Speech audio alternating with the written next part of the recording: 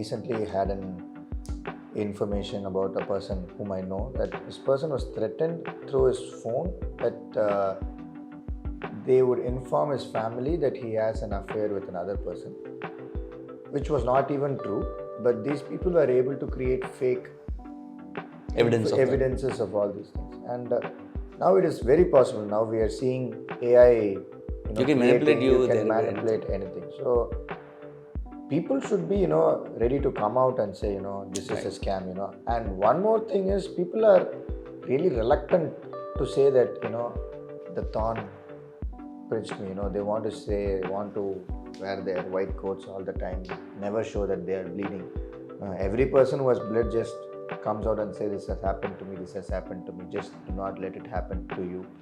I think this will be the end. It will be the end of it. But people's pride in not sharing their weakness is one more reason that this is still continuing. Right. So one of my friends was recently trying to be, in a part of a scam basically.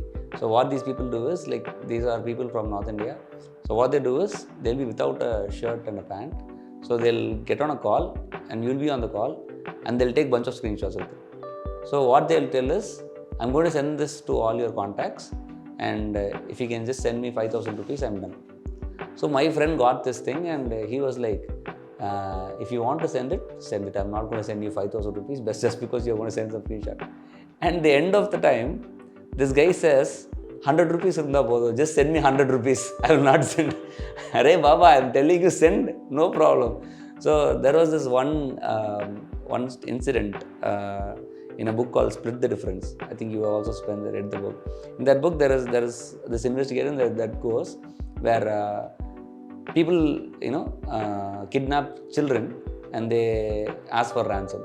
So before that, they would ask for like $15,000 or $20,000. So this detective comes in and he finds a pattern. Basically, what this is, every Wednesday a child goes missing, right? And then after Thursday, when they are released, and they will not kidnap anybody after that. So he kind of understood the pattern, and he understood that all these people wanted to do was party in the weekend. So he kept negotiating till Friday. So they will end up, asking for lowest cost. Yeah, they will just say, just give me $1,000, I'll leave the child. Then they understood, okay, this is what is happening. So it's kind of very, amazing to see how these patterns work and how people are, pushed to do certain stuff. And these women who are all being, scammed right now is work from home opportunity. They are just targeting people. I think you also told highly vulnerable people. And MLMs are already targeting that. And they'll be like, are you a housewife? Do you want to be independent? Just join our workshop, just join our Zoom call. And they are targeting people where these are housewives who don't have husbands at the home right now. So that, since you said a person who understands knowledge, and they want to make sure that the meeting is happening in the afternoon so that everybody will be in their office. And they talk all of this stuff like, do you want a car? Do you want to have this amazing lifestyle? And I am having this. I am having all this. And the first scammer. Yeah. And there's this company called BizGurukul, which is like selling digital marketing courses. And they have trained all their people to do one thing. Put an Instagram video, say, do you want to earn this much? And they ask, show the screenshot. And the screenshot is one of the most scammiest screenshot ever. And you say, reply yes to me to get more information. And I typed yes, and they'll say, do you want to get this? And there's a very clear sales pitch. Funnel. And I tell them that you are being a part of a scam, what you're doing is not good. I say, no, it is a legitimate company, and they'll just send me GST copy of it. And I said, no company will tell you to show your GST just to show that they are legit. It is being a part. So, but they are brainwashed. Like just because, we understand it because we have been in business for so long, but if a person who has no idea what a company is, once they see GST number, it's like, oh, GST number. So something that they do not have, something that they do not have in a personal level. So it looks like a very big affirmative statement for them. Right. Scammers. No, my friend also was in this recent scam where they asked for 80,000 rupees. And he said, like, if you pay 80,000 rupees, I'll give you 75,000 rupees worth of coupons. You know what those coupons were for? Book My Show. When this happened, 2020. Lockdown. No theatre was open. I'm asking my friend, hey, if the theatre is open, why are you getting 55,000 rupees of? Have you seen 55,000 rupees worth of movies? No, but that 55,000 is with me only, but in the form of coupons that you have not bought.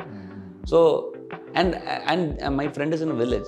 So a lot of people in the village have been paying money on a regular basis, 7,000 rupees per month. And they say like, we have EMI options. In just 3 days, I will give you 700 rupees per day. Something to say, the 700 rupees. You get a reward. You get a reward. So it also has psychology behind it, right? Like to understand a person. What do you think is the key psychology that they hit to, separate the person who knows stuff and who does not know stuff? So the one thing that they hit is first with instant gratification. That is, you can become this by now in a very short duration of time by putting little effort or no effort or little money or no money. So that is the first psychological catch that they have, that you can become so and so without doing anything. And the next is hitting their vulnerability, as you said, housewives, people who really want to come out of poverty, and, students, people who are on loans, who are on financially struggling to make their way, people who do not have a job, people who are searching for a job, women who are not independent. So these are the kind of vulnerabilities that they choose. But then how they differ? So basically, in all these sectors, some people are aware of that this is happening. They educate the others. So the way they identify that they have caught the right person is just based on how they talk. Because I have been in some of the groups and I have spoken with them for around 2 weeks, 3 weeks. Are they selling watches or something? What are they selling? They sell anything. They do anything. Tours, packages, ACs, right. Whatever they want. And so the more we talk, the more they talk more. They get the opportunity. The more we ask, how did you do this? How did you? So the more we feel involved into the process is when they understand that we do not know that this is a scam.